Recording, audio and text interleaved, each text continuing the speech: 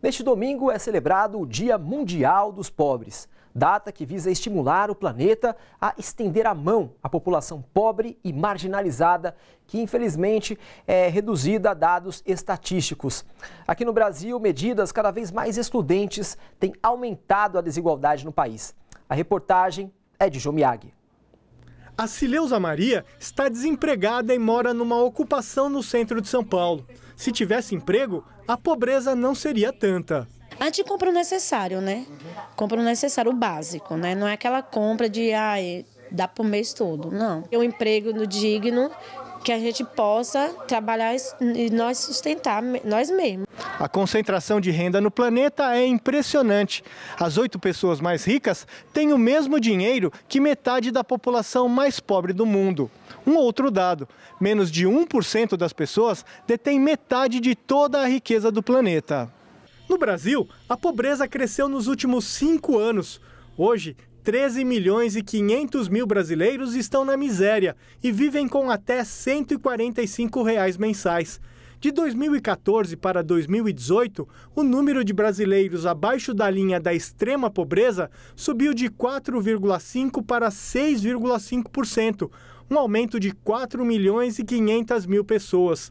Para o professor de economia da PUC São Paulo, Ladislau Dovbor, a pobreza é consequência inerente do capitalismo e neoliberalismo. O neoliberalismo permitiu que as grandes corporações que agem em nível mundial passem a ter políticas que são de escala planetária, enquanto os governos estão no nível das nações.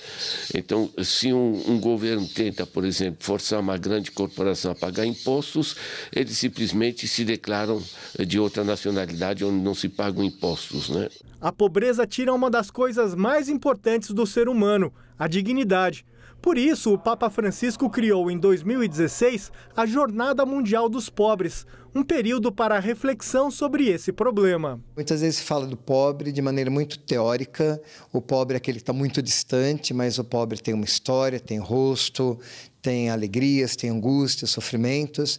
Então, a grande proposta realmente do Dia Mundial dos Pobres é que a sociedade, a igreja, motivada pela igreja, possa realmente criar espaços de encontro, de roda de conversa, de se aproximar, de estarmos próximos desses irmãos empobrecidos. O pontífice afirma que os pobres não podem ser reduzidos a números e estatísticas.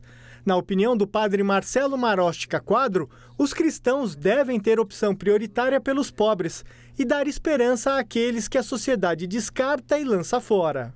Não dá para falar da fé cristã sem opção preferencial pelos pobres. Foi opção de Jesus Cristo, é opção da igreja, que tem que ser uma igreja pobre, com os pobres e para os pobres. Seguir Jesus Cristo é fazer a mesma opção. E fazer essa opção é também se comprometer com a transformação de uma sociedade que tem estruturas injustas que gera pobreza, miséria no mundo. Mas os governos Temer e Bolsonaro adotaram e querem ampliar medidas neoliberais, que não ajudam na redução da pobreza, afirmam os entrevistados. Desde o teto de gastos, elevação dos juros para as famílias e para as pessoas jurídicas, para as empresas, a reforma da Previdência, né? Está levando mais dinheiro para cima e aprofunda a pobreza. Gente, bora fortalecer a TVT? É só clicar em inscrever-se e depois clicar no sininho. Pronto! Assim que pintar notícia nova, você fica sabendo no ato.